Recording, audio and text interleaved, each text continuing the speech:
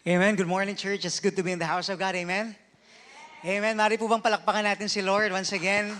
Hallelujah.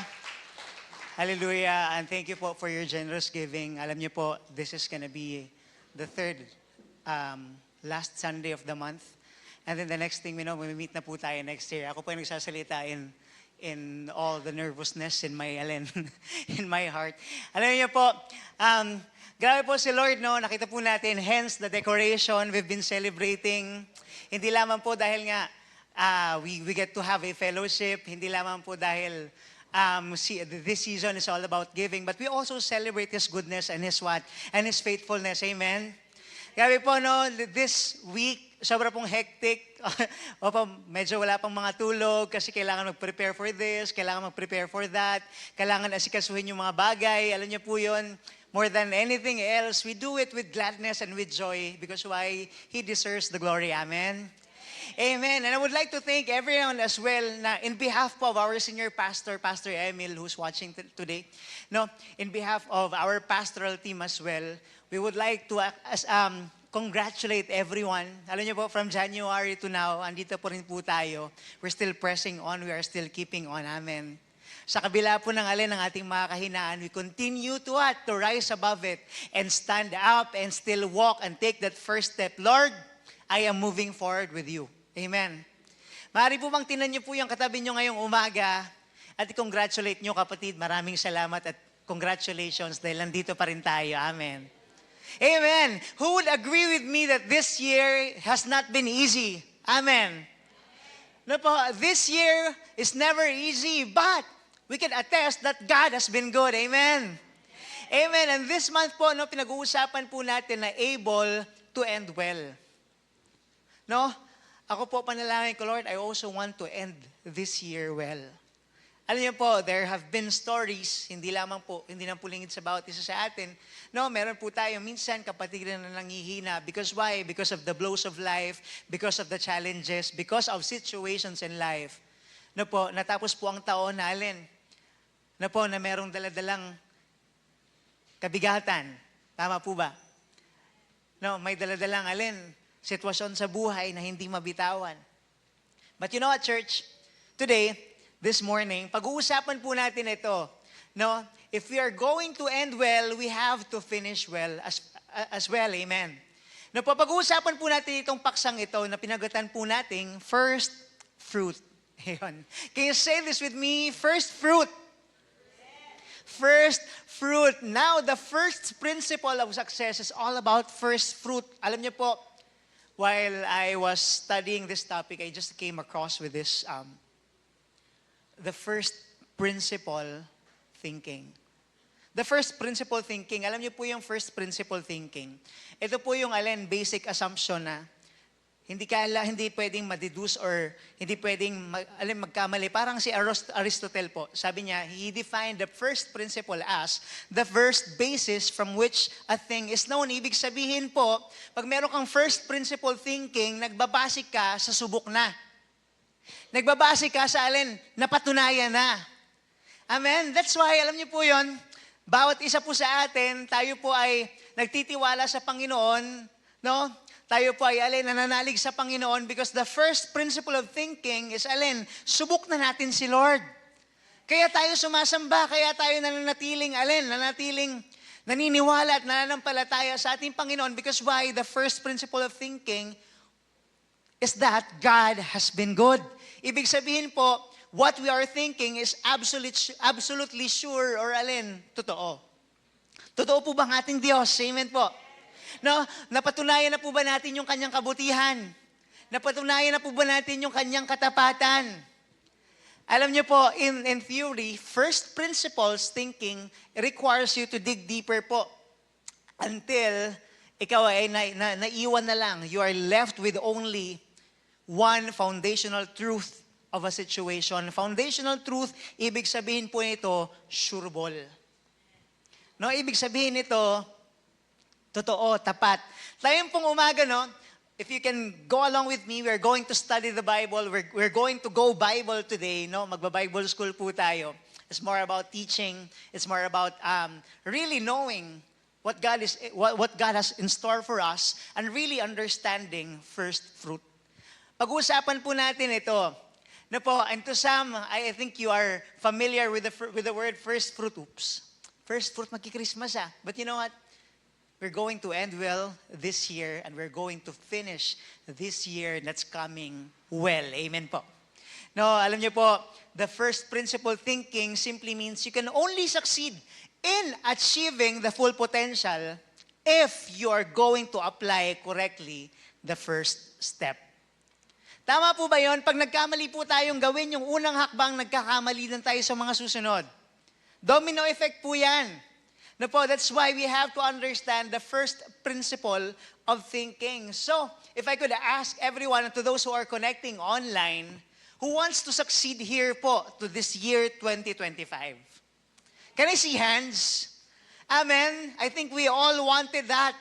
So ngayon po, ngayong umaga, we are going to look on the first foundational and biblical truth, that the first key to all success po, na gusto po nating ma-achieve.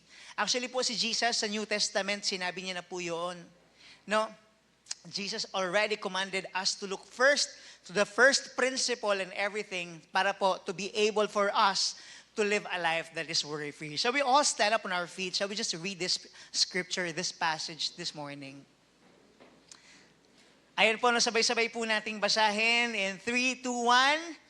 But seek first His kingdom and His righteousness, and all these things will be given to you as well. So we close our eyes, let's bow down our heads, let's look to the Lord in prayer. Ama, maraming salamat sa pagkakataon na ito, O Diyos.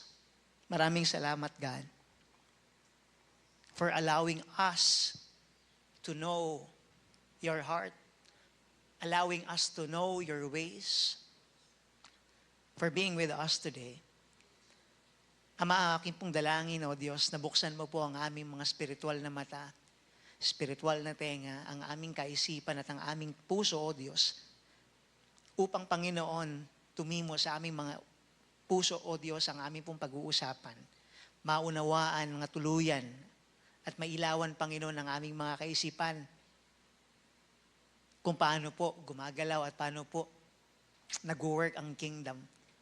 Panginoon, dalangin ko po ngayong umaga, O Diyos, samahan mo nga po kami, Panginoon, upang maunawaan namin ang aming paksa na pag-uusapan. Lord, kasangkapanin mo nga lamang po ang iyong lingkod din ngayong umaga.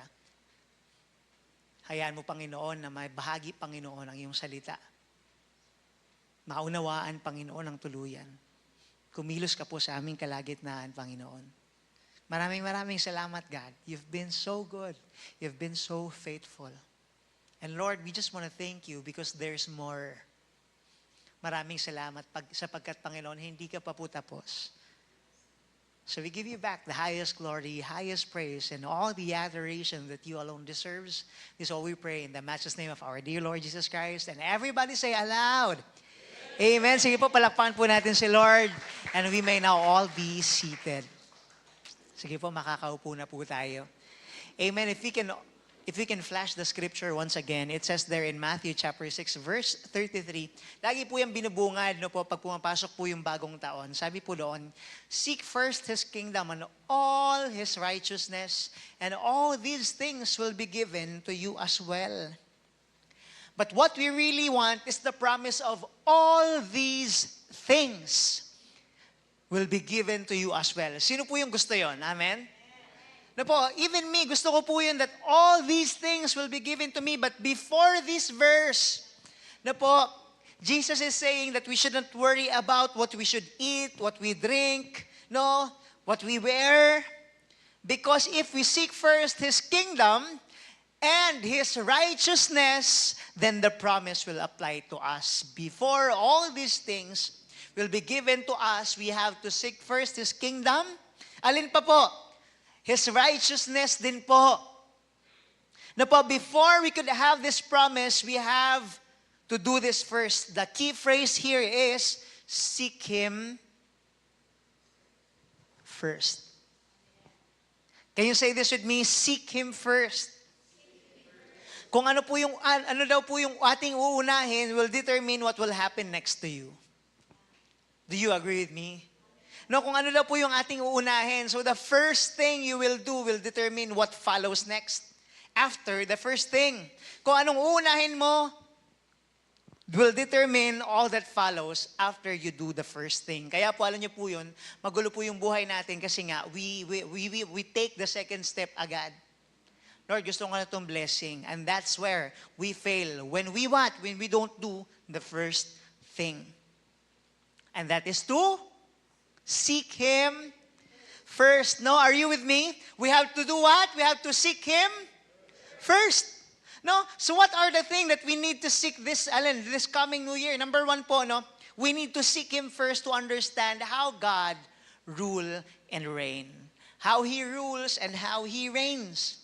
Now, number two po, we need to seek Him first to learn how to live righteously. Is that true po ba, no? Na kailangan po natin, unahin si Lord for us to understand how He rule and how He reign para sa ating mga buhay, kung ano po yung kalooban sa atin ng ating Panginoon. And paano po ba tayo mamumuhay ng righteous po? So hindi po enough to know how God works in His kingdom. We also need to understand, no, to live inside under His rule, the right way po of living. Kayo po ngayong umaga, no po, this is more about teaching of how the kingdom of God how the kingdom of God operates. No? Sa first fruit, kaya nga po kahit yung mga normal na bagay na kailangan nating gawin sa araw-araw, kaya po pala hirap tayo kasi why? Inuuna po natin yung second step. We don't do the first thing, and that is to seek Him first. Kaya pala walang peace. No? Kasi pagkagising sa umaga, kuha agad cellphone, kailangan mo na itong tapusin, kailangan mo na itong ipasa. Alam mo ba, bagong balita, dahil hindi natin iuno na si Lord, ayun, nagkabale-balentong sa susunod. Tama po ba yon? No? When we don't do the first thing that we should do, and that is to seek Him first. No po, in everything that we do, kaya pala bumabalentong-balentong, kaya pala nahihirapan tayo, even in the normal task or the simplest task, if we don't do the first thing, nagkakamali po tayo. Kaya po, di ba, sa mga kabataan, labi po natin sinasabi, sa mga nagmamadali, nagkakamali. Amen. It's the same thing with us. It applies to us. When we don't do what? We don't seek Him first. Kano, bakit nga po ba? Kasi, when we are not seeking the first and most important thing in life, and that is God, and that is to seek His kingdom and His righteousness, doon po tayo nagkakamali. Napapansin po natin yon.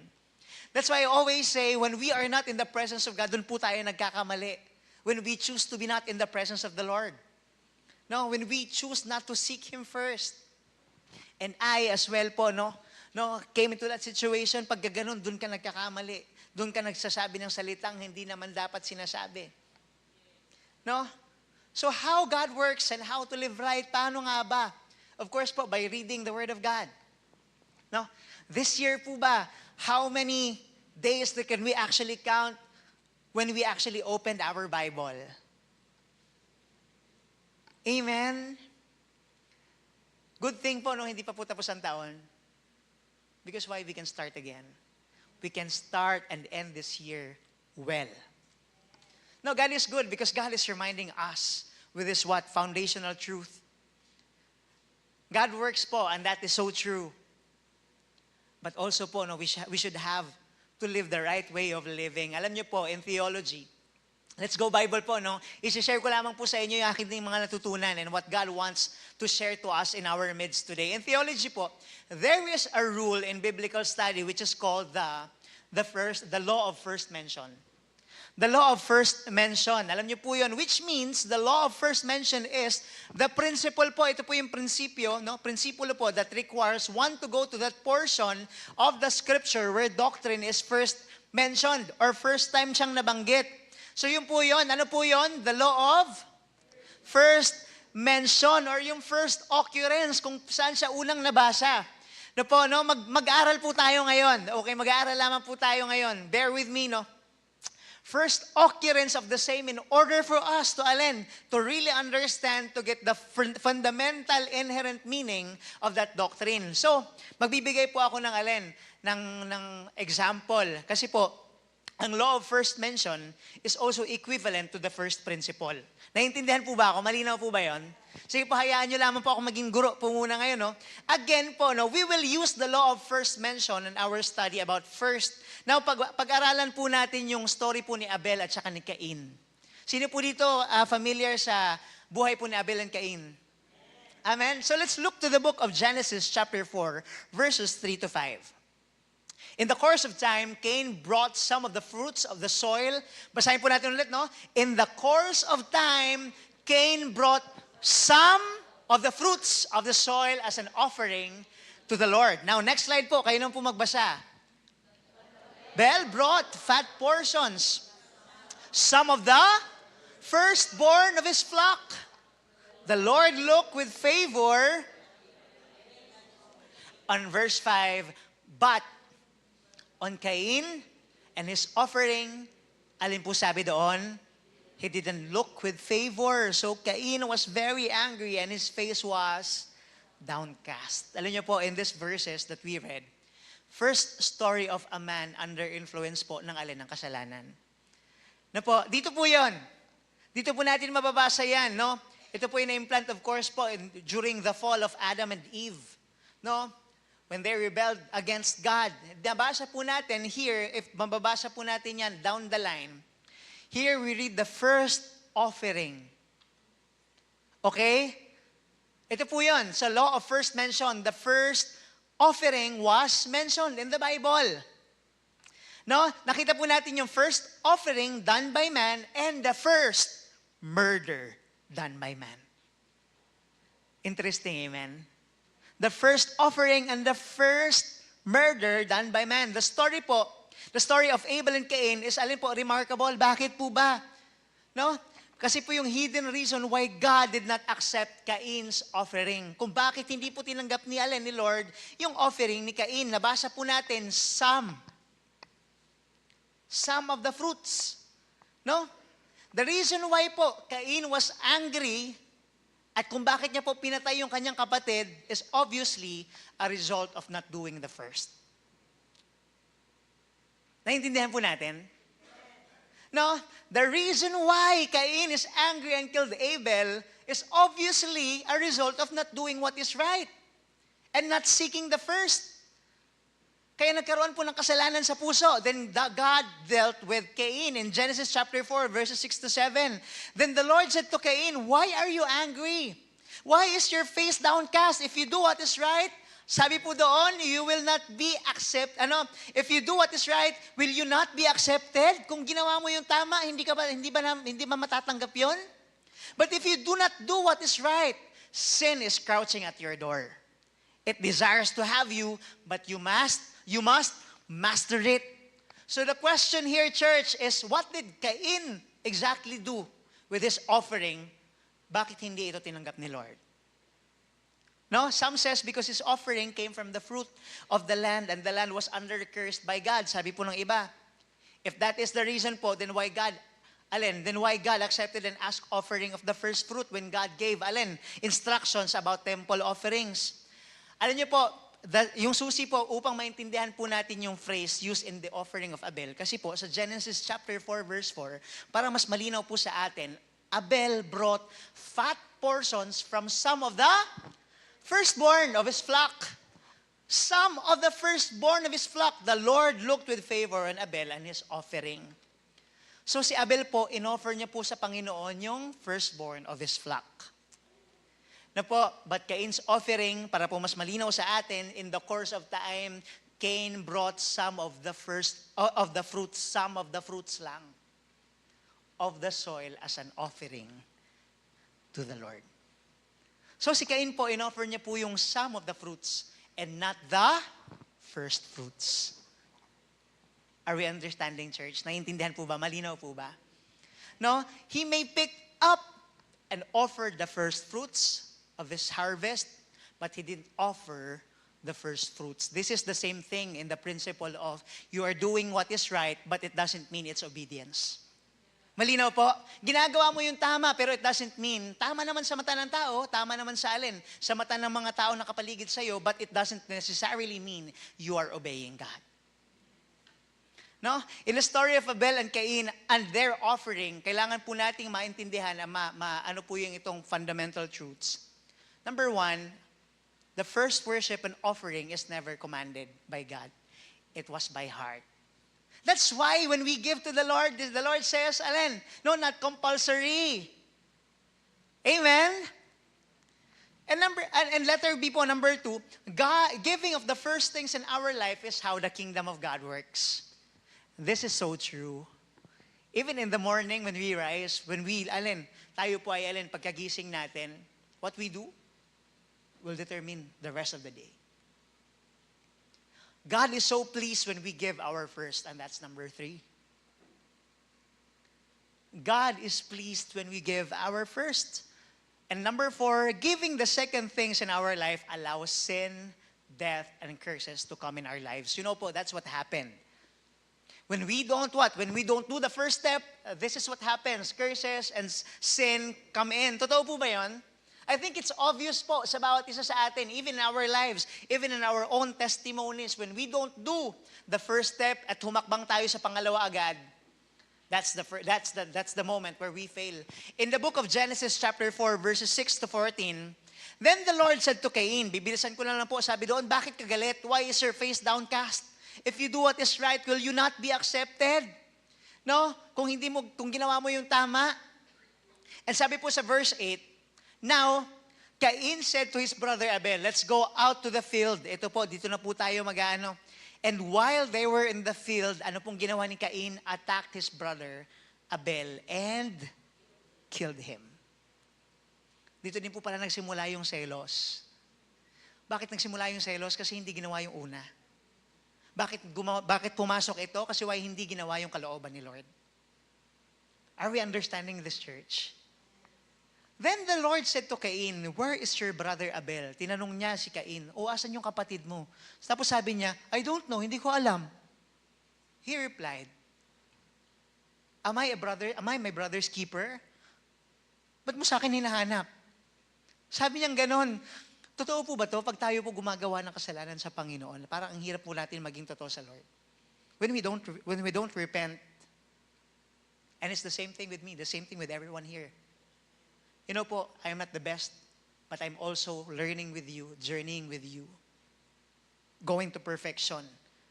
No, the Lord said, what have you done? Tinanong niya si Cain, listen, your brother's blood cries out to me from the ground. Alam naman ni Lord. Anong nangyari sa kapatid niya? Now you are under a curse and driven from the ground, which opened its mouth to receive your brother's blood from your hand. Now verse 12, when you work the ground, it will no longer yield its crops for you. Then the curse happened here. You will be a restless wanderer of the earth. Cain said to the Lord, my punishment is more than I can bear. Today you are driving me from the land, and I will be hidden from your presence. I will be a restless wanderer of the earth, and whoever finds me will kill me. Therefore, church, I only have 3 points. Mabilis na lang po. No, therefore, in this story, we can draw one conclusion. The first principle is, God wants every first thing in your life. For God, first is for Him. Ma-amaze po kayo mamaya when we study the Bible, when I was also reading this, grabe na ma-mind blown ako. Grabe. No, everything was just in order. God will not settle for our second best. For Him, first is the best. No? For Him, first is the best. Giving your first is an act of true worship from God. So giving your first is an act of gratitude and thanksgiving. It's a heart thing. Na po, God owns every first thing in our lives. Na po, nabasa po natin, He wants, or He is delighted, He is pleased sa mga first fruit. He wants our firstborn. Pag nabasa po natin yan sa Bible, He wants your first hour of the day. He wants you to prioritize Him in your life, your first day of the week. He wants you to consult to Him in the first what? In the first decision making sa buhay po natin. He wants you to worship Him first. Alam niyo po, giving every first in our lives, in your life, is the first principle of His kingdom and His righteousness. if I could be quick para mas maintindihan po natin. Ito po, while I was just reading this, grabe, wow, amazing. In Genesis chapter 7, verses 7 to 9. Malinaw pa po ba ang ating pong napag-uusapan? Amen po.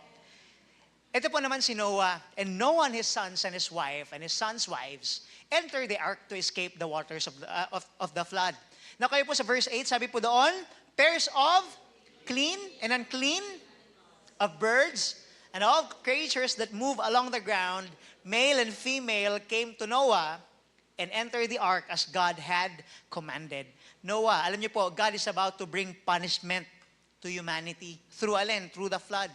Nabasa po natin yan dito po sa storyang ito, sa tagpupong ito. He's not only going to punish the humanity, but even the animals will be included po sa kanyang galit during this time.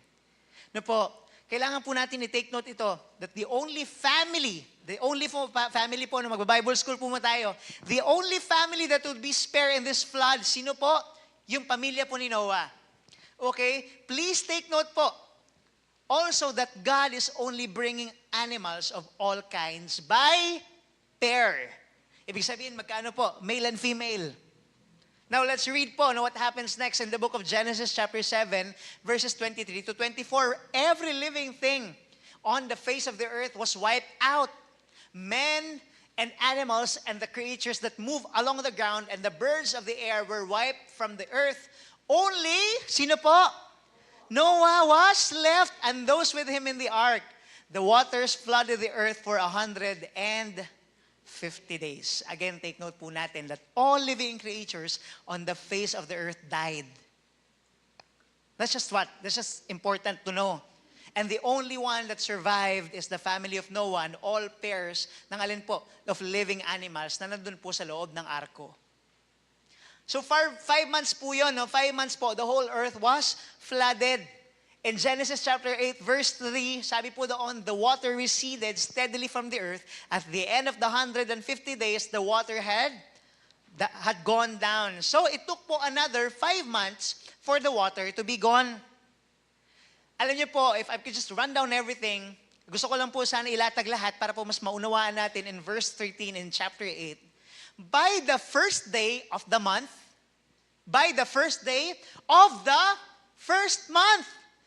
of Noah's 601st year. Wow, amazing.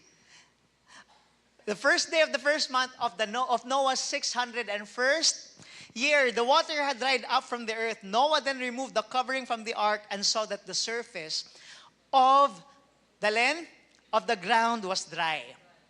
Come out of the ark, you and your wife and your sons and their wives. Bring out every kind of living creatures that is with you, the birds, the animals, and all the creatures that move along the ground, so they can multiply on the earth and be fruitful, increase in number upon it. Kayo po sa verse 18, sabi po doon, so Noah came out. Amen. So what I really want po to point out here in this story is not about the flood. Because most of us really know what happened po sa Noah's Ark. Ang gusto ko lang po ipahatid sa bawat isa po sa atin, I want to show everyone here, is the length of time, the flood, before Noah can come out from his ark and its implication. Alam niyo po, the total time span po of Noah and his family and all animals spent inside the ark is not less than a year. It was what? 365 days, if we are going to compute. 365 days. Now, within this time, ito po ma-amaze po kayo, within this time, bakit po pala pairs? No po, within this time, we can conclude that most of the animals, especially with clean animals, gave birth. Remember po natin, God only brought animals by pair, male and female. So it is safe to say that God blessed those animals and was able to give birth during their stay inside the ark. So nagkaroon na po ng mating, no? That also means that they have the firstborn delivered inside the ark. Amazing. Alam niyo po, pinanganak nila ang una nilang anak sa loob ng arko. That's why important po talaga ang first. Some examples po of clean meat if we are going to read the Bible. Nakalagay po doon, the ox or cattle, buffalo, sheep, goat, alin pa po, deer, gazelle, antelope, and and mountain sheep. Again, take note po, these clean animals can only give birth once a year. Amazing. Sa isang taon po, isang beses lamang po sila nanganganak. So most of them have their firstborn animal after the flood. First. Take note again po kung kailan saka nalabas ang ark. The first day of the first month of Noah's 601st year. Then the water had dried up. So he come out from the ark first day. Once again, first month of the Noah's 601st year. No? Coincidence po ba? This only proof po that I'm going to my second point. This only proves that the first principle is the first is special to God. He always valued the first. That's why they say early bird catches the early worm. Mainit ang mata ni Lord sa first. Even us, gusto natin yon, first honor. Amen? No, isipin mo pati baha, kailan sa first day ng first month, ng first year, ng 601 years ng buhay ni Noah, kung kailangan matuyo buksan ng arko, kailangan may first. And now let us see what the first thing Noah did after he came out from the ark. Anong una niyang ginawa nung siya ay lumabas sa arko? In Genesis chapter 8 verse 20, then Noah built an altar to the Lord, and taking some of all the clean animals and clean birds, he sacrificed burnt offerings on it. The first thing he did po on the first day of the first month of the first year, again, of Noah's got out of the ark is what? To offer the firstborn of all the clean animals. Again po, no, we have never read na inutos ni Lord, oy, ibigay mo sa akin yung first. But the first thing he did is to sacrifice the firstborn of all clean animals. Alam niyo po, so it is really po a principle followed by all those who obey and worship God. It's a matter of a heart. Gagawin po natin yung una, pag-alin. If we understood, and if we had the understanding of God's love. Hindi po sila nag-offer ng kanta or sayaw. Na po, o maghapon po sila nagpapasalamat sa pamamagitan po ng celebration. But they did is what? Sacrifice their firstborn. It's the same thing with us in the morning when we rise up. Are we willing to sacrifice that bubuksan ko kagad yung cellphone? Or we could choose to what? To seek Him first. It's always a choice. It's always gonna be a hard thing. Now let's see what happened po after Noah sacrificed all of the firstborn of all the clean animals. In Genesis chapter 8 verse 21, the Lord smelled the pleasing aroma and said in His heart, wow. Alam niyo po yan sa umaga, no? Kanina I tried while just reading this, umiyak na po kay Lord. While just reading yung akin po, habang nire-review ko po yung Lord, thank you. I just want to put you first today. The Lord smelled the pleasing aroma and said in His heart, never again will I curse the ground because of man. Even though every inclination of his heart is evil from childhood, and never again will I destroy all living creatures as I have done. Bangong-bango po siya sa aroma ng offering nila ng firstborn niya. Because of that, because of that, his heart was not only touched, but moved him to do the following. Ano po yung ginawa ni Lord? Simula po nung nag-offer ng first, number one, God will make a covenant with you. Sino po dito gusto yon? Magkaroon ng covenant kay Lord. Sabi ng Lord doon, never again will I curse the ground because of man. Even though every inclination of his heart sa puso po ng tao ay merong evil from childhood, and never again will I destroy all of living creatures as I have done.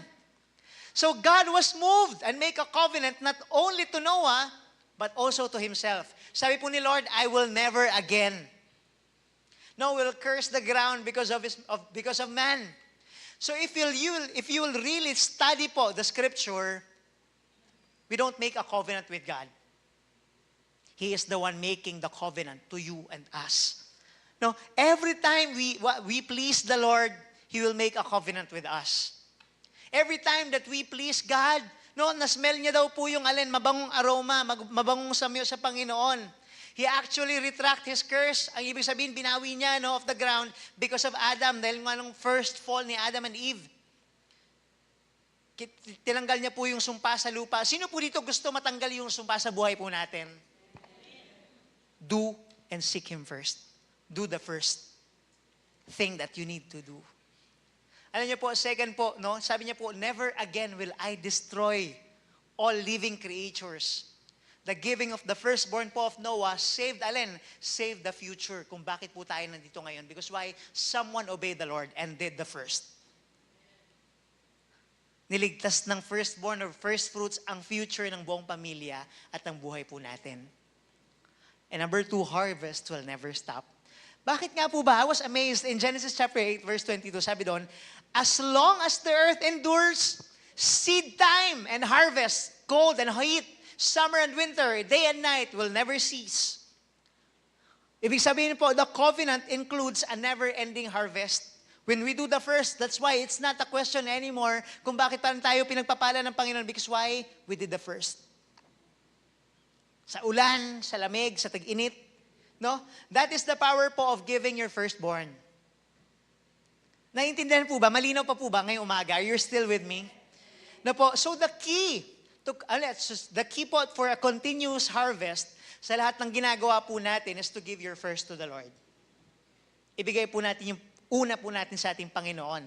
Kaya palang harvest po ay tuloy-tuloy at minsan lang kasi we never offer our first to the Lord. Kaya po pala why? There's drought. Ako po, I'm just amazed by the Lord. Kasi alam niyo po, I have been a volunteer here in church and now full-time here. And I haven't been working for 2 years. But God, you know what? He's been sending.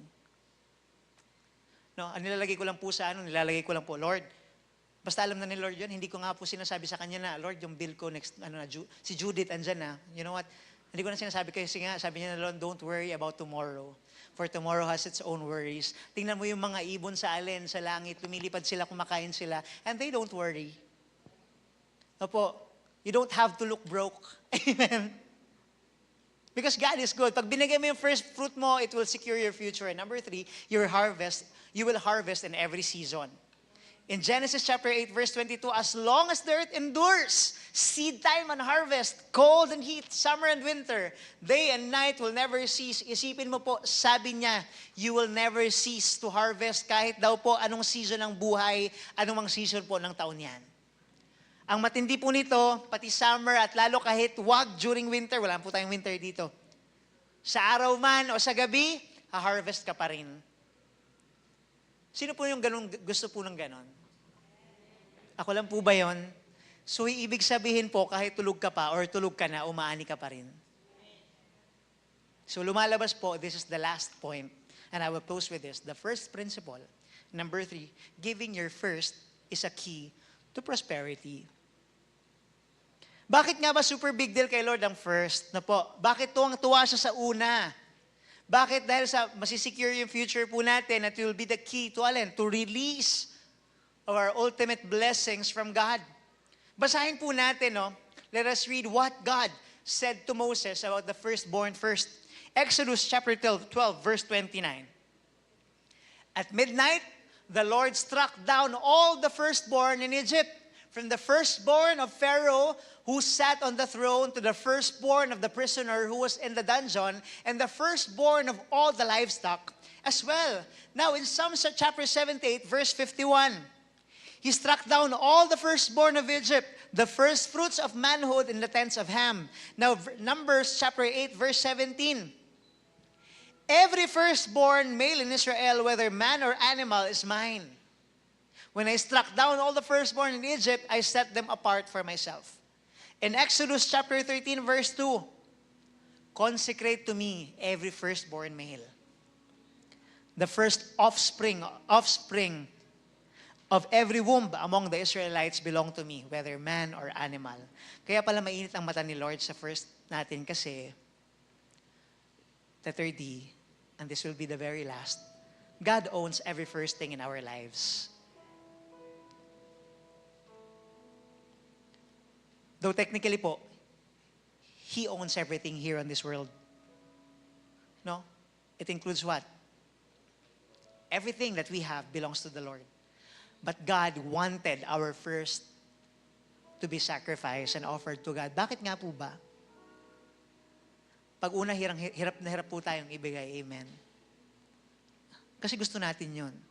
It's always gonna be a hard thing. But by giving our first, ina-acknowledge po natin yung ownership ni Lord sa lahat po ng bagay na meron po tayo. That also touch yung yung puso ng Panginoon, that in everything that we give to Him, pag binigay mo yung para sa Kanya, kaya naman bibigay niya rin lahat ng nasa Kanya. So the question here, church, what is actually the first thing He wants from us? Ano po ba yung mga bagay na yon? Today po, let's just discuss, mabilis lang. 3 obvious first things revealed in the Bible. Number 1, or letter A, is the firstborn male and animal. Nabasa po natin sa Exodus chapter 13, verse 2. Consecrate to me every firstborn male, the first offspring of every womb among the Israelites belongs to me, whether man or animal. He wants every firstborn male po, and every firstborn animal. Kasi firstborn male is the sign of the first strength of man.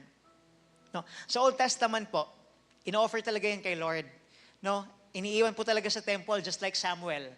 If we go study the Bible, if we go Bible, just like Samuel, iniwan sa temple, and then it's up to us.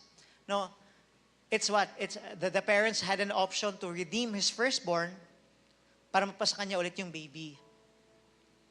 In the case naman po sa mga animals, no, iniiwan talaga sa temple at sa mga priest to what? To be a sacrifice and food for the temple workers. Number 2, tithes.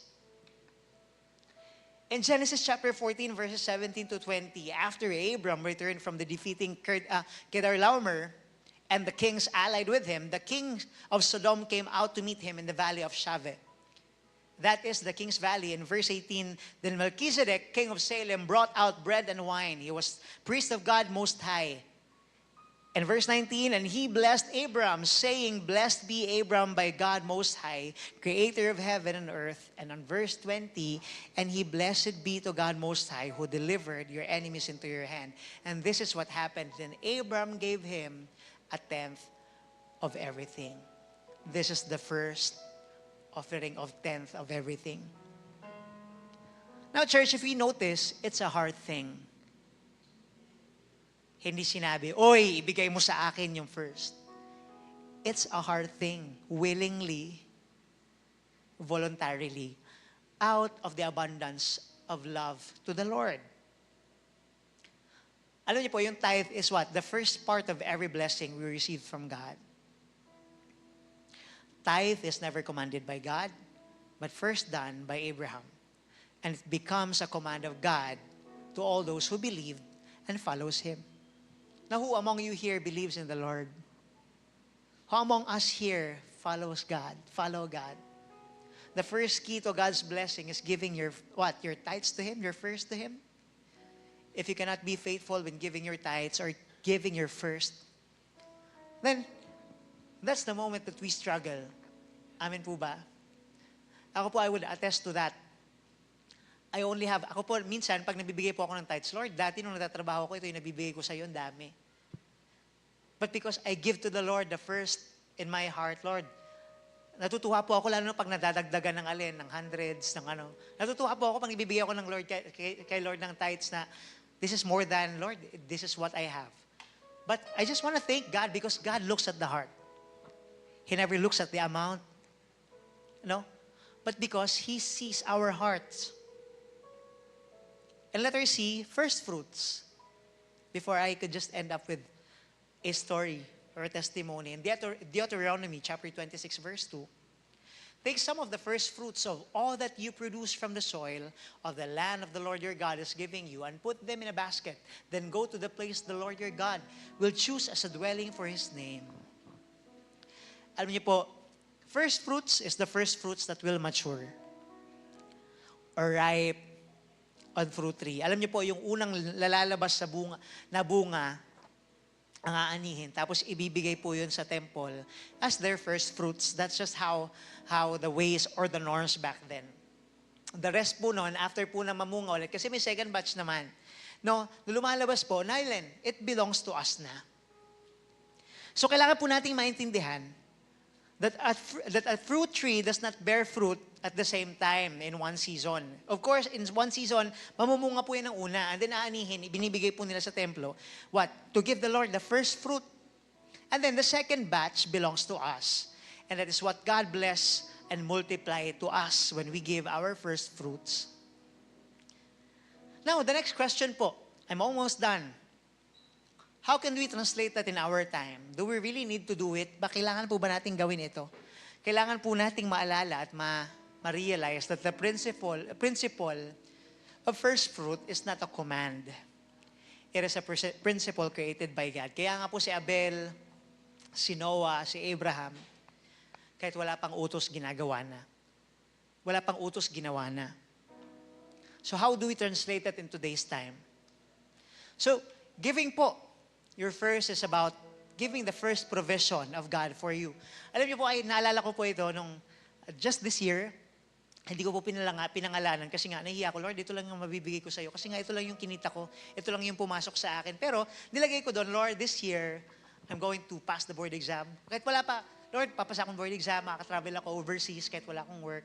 Just let me do this, ganyan-ganyan. And provide for my family, Lord God, ganyan. And you know what church? Hindi ko lang pinano, but just how God answers those prayers. By what? Obeying, giving to the Lord your first fruit.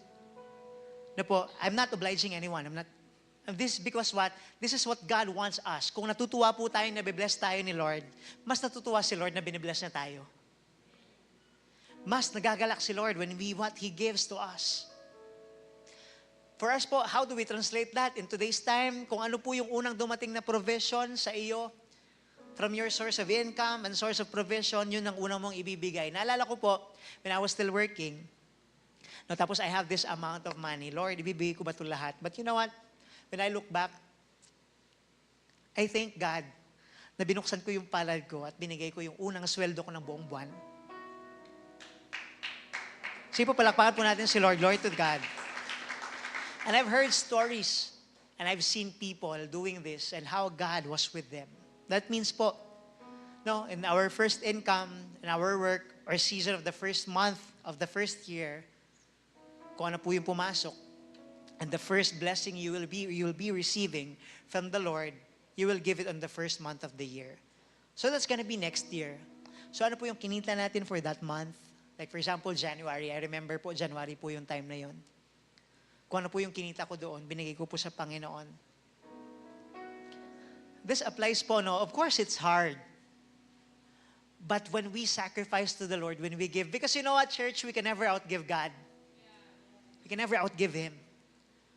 Kung paano po tayo magbigay sa Panginoon, of course, He's going to give us more. This applies po to all those who rely on monetary income. No, how about po sa mga firstborn male natin? No, again, in the Old Testament po, you can either leave your firstborn on the temple or you can redeem them.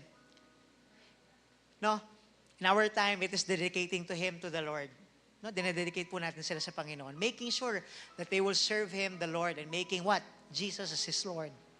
Now, church, if I could just attest to everyone, after all that had been said, no, some of us may ask, why money and wealth is a big deal to God? Now, when we talk about money, of course, maybe I don't know, for throughout this year, when we talk about tithes and money, sobrang bigat. Why? Because it has the access for us to give this, to give that, to buy this and buy that. It says in the book of 1 Timothy chapter 6, verse 10, for the love of money is a root of all kinds of evil. Some people eager for money have wandered from the faith and pierced themselves with many griefs. Ang unang numero pong virus that really destroy our relationship to the Lord. Totoo po ito, pera. No, sa buhay mag-asawa, sa buhay mga nagtatrabaho, the love of money is the root of all evil. And you know what? We have to end well with what? Not loving money. Not making money the king of everything. You know what? Having that kind of peace that God provides for us. Sometimes that we are afraid to lose our job because we're going to have to lose our money. We cannot give time to God because we prioritize our career and businesses. Because once again, we want more money. And Jesus said in the book of Matthew, chapter 6, verse 24, no one can serve two masters. Either he will hate the one and love the other, or he will be devoted to the one and despise the other. You cannot serve both God and money, you cannot love God with everything in your life if you cannot give your first to God. The most powerful way to overcome the love of money is to give our first to God. Shall we all stand up on our feet?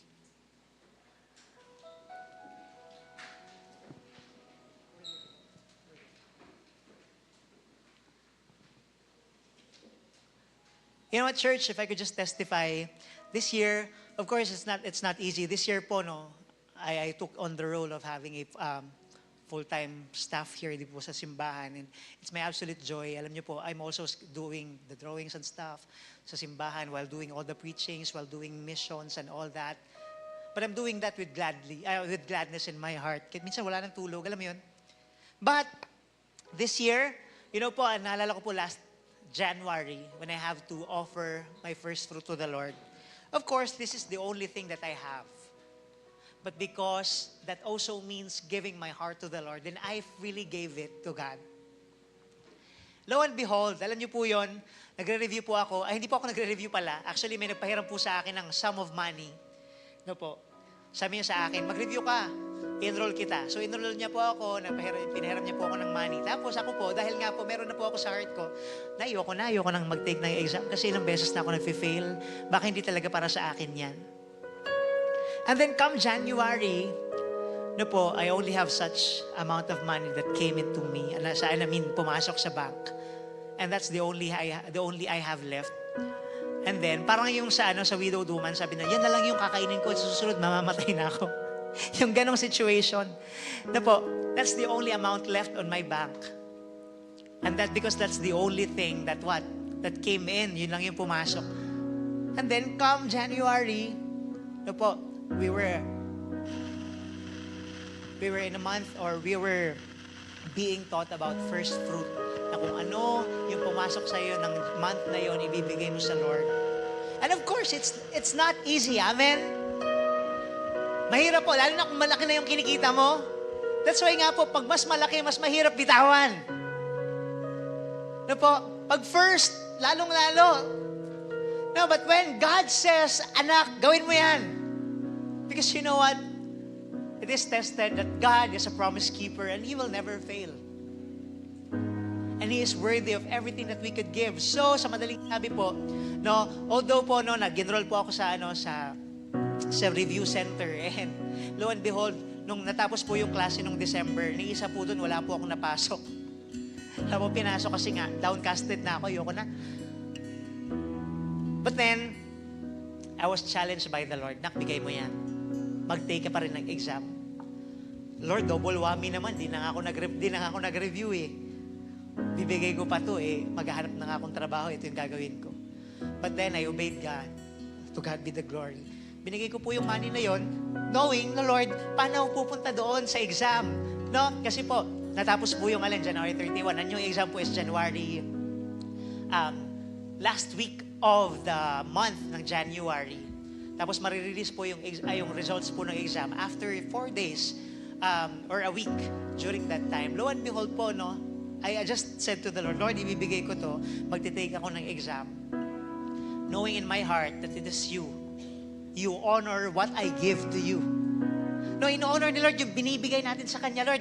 When we serve, when we give our time to the Lord, and also when we give our heart to God. So, this is just before this year. And sabi ko, Lord, gusto ko naman, Lord, pumasa. Ibibigay ko to nang walang kapalit, God. But, if you are going to hear my prayers, bonus na po yun. And then, alam niyo po yan, after 4 days, the result came in. Hindi lang po ako yung nag-celebrate, even the pastors, the friends, and then I get to pass the exam. Lord, sabi ko, Lord, kahit yung mga disciples ko, Lord, na magtitake din ng exam, Lord, ipasa mo din sila, kasama sa prayer ko. You know what? This year, before this year ends, one of my disciples passed also the exam. Product of first fruit. Now, if I could just challenge everyone, na po, if we could give a sacrifice to our Lord, that's gonna be the first. And I tell you, once again, kung nagagalak ka, na-happy ka na binibless ka ni Lord, si Lord mas nagagalak siya pag binibless ka niya. Can we close our eyes? Let's bow down our heads today. Kapatid, you know what? This year is going to end, but God is going to start something in your life. is going to start, is going to shift something in your life. He wants to bless you. He wants to lift the curse that came in sa buhay mo because why? You didn't obey. But this time, before this year end, we're going to end this year well, understanding that, Lord, I will obey. Lord, I will do what you want me to do. Lalong-lalo na kung mahirap, ibibigay ko yun sa iyo, Panginoon, because you are worthy of everything that I have. Lord, sa totoo lang naman, wala namang meron ako na galing sa akin, lahat sa iyo. Wala akong may pagmamalaki, wala akong may pagmamayabang, lahat ng meron ako, galing sa iyo. Kaya marapat lamang na ibalik ko to sa iyo. Now, God, I know that you look to the very hearts of your people today. Now, church, if this is you, if you would like to make a commitment to the Lord, Lord, everything that is first in my heart is yours. Everything first in my life is yours. If this is you, can you just lift up your hand this morning? If this is you offering your first to the Lord before this year end, can we have that commitment? Can we have that heart that says, Lord, everything I own is not everything I have, is not everything that I own, Lord God. Sa'yo lahat to, Panginoon. And as we lift up our hands, we're going to worship Him. We're just going to declare that, Lord, you are worthy of everything that we own. Everything of our first. Early in the morning, we are going to seek you. The first hour of the day is for you. First day of the month is for you. First day of the week is for you. Everything is for you, Father. And as we lift up our hands, we're going to worship Him. We're going to worship Him with faith today. Come on, faith is here. The presence of God is here today. Shall we just add in our faith? Shall we just build in this atmosphere with faith? Shall we just contribute to this place and build this atmosphere of faith? We're going to bring the first to the Lord this morning. Hallelujah! Hallelujah! We worship you this morning, Father. Hallelujah! We worship you, God. And all the saints and angels, come on, all the saints in this house, they worship Him. bow before your throne, and all the elders cast their crowns before the Lamb. One more time, let's sing it from the top. Let's all declare, every voice from the front to the back and left to the right. All the Saints saints and and angels, they bow before your throne, offering you the first, and all the elders cast their crowns before the Lamb of God.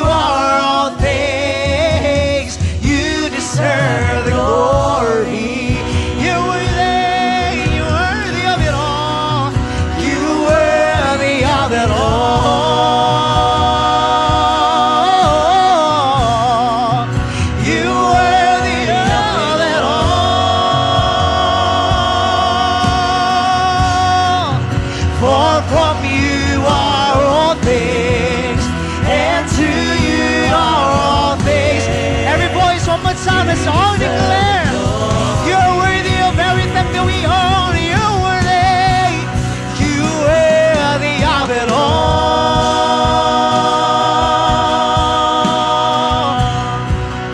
You are worthy of it all. For everything, for from you are all things, and to you are all things. You deserve just like Abel and just like Noah, when they offered their first fruit to the Lord smelled it as a sweet aroma and pleasing to God. Today, church, it's your decision to offer it to the God this morning. It's your decision. It's up to you. God did not command. It's just a hard thing. It's a hard thing to do what God wants us to do. Hallelujah, Father. You see the hearts of your people this morning. We're going to step of faith, Lord God. Hakbang kami, Panginoon. Gagawa kami ng hakbang, Lord. Before this year ends, it's gonna be our commitment to give you our first, to honor you with our first. Day and night, Night and day, let incense arise. Day and night, Night and day, let incense rise. day and night, night and day, let incense arise. Day and night, night and day, let incense arise.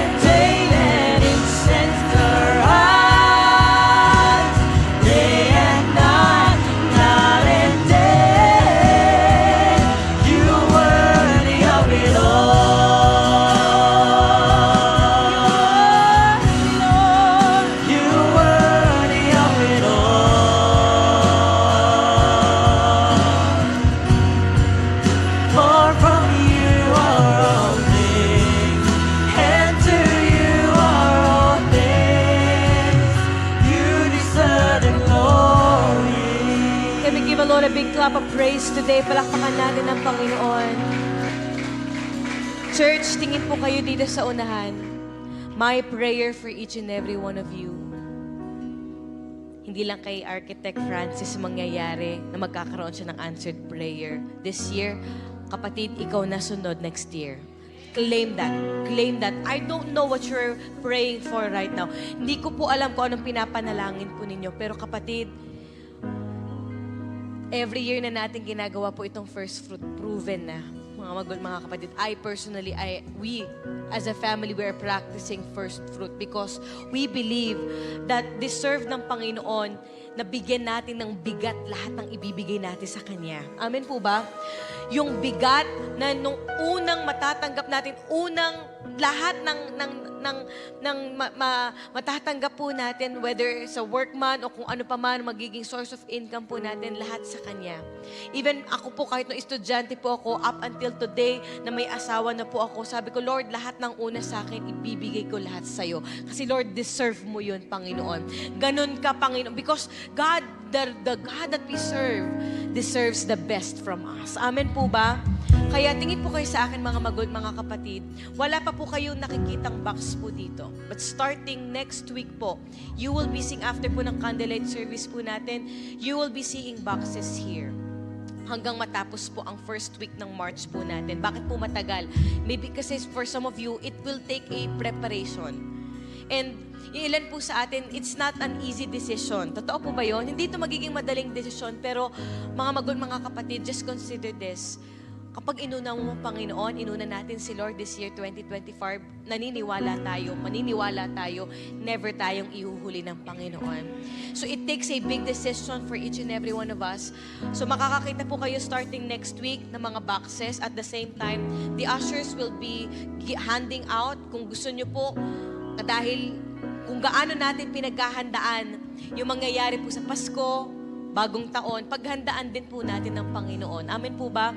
Paghandaan din po natin yung papasok na taon ng 2025. Kaya starting next week po, you will be receiving, or pwede po kayong humingi sa mga ushers po natin ng envelope. Ang nilalaman po niyan, ito. And you will be putting, ako po bilang pastor po ninyo, Pastor Emil, behalf po ng pastoral staff and council, kami po nila Pastor Rose, walang mamimilit po sa inyo. Hindi namin kayo pipilitin. It's your conviction to the Lord. It's your decision. Whatever the amount will be, ang alam mo lang, Lord, yung ibibigay ko sa iyo may bigat.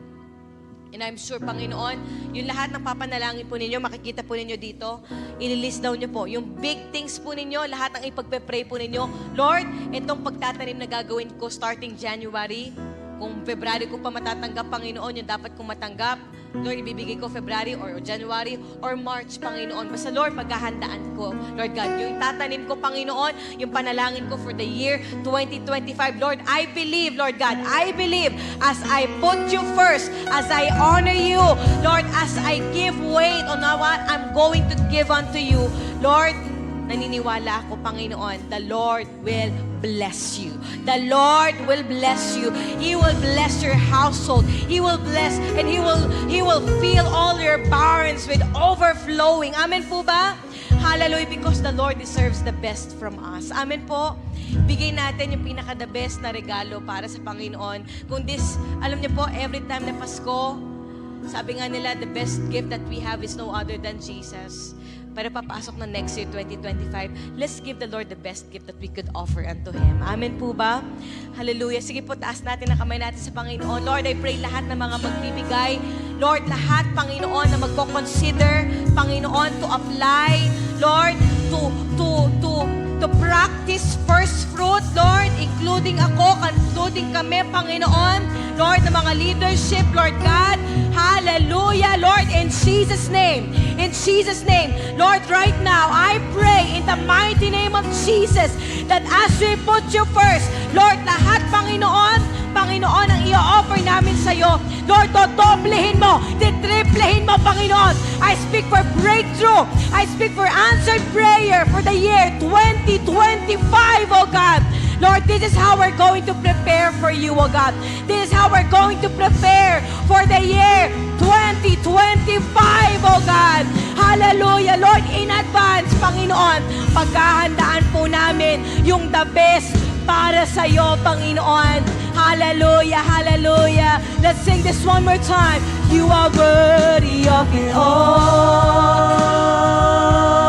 Let's sing it to Jesus. You are worthy of it all. Whatever decision, Lord God, you are worthy to be praised. For from you are all things, and to you are all things. You deserve the glory. One more time, let's sing. You are worthy. You are worthy of it all. You are worthy of it all.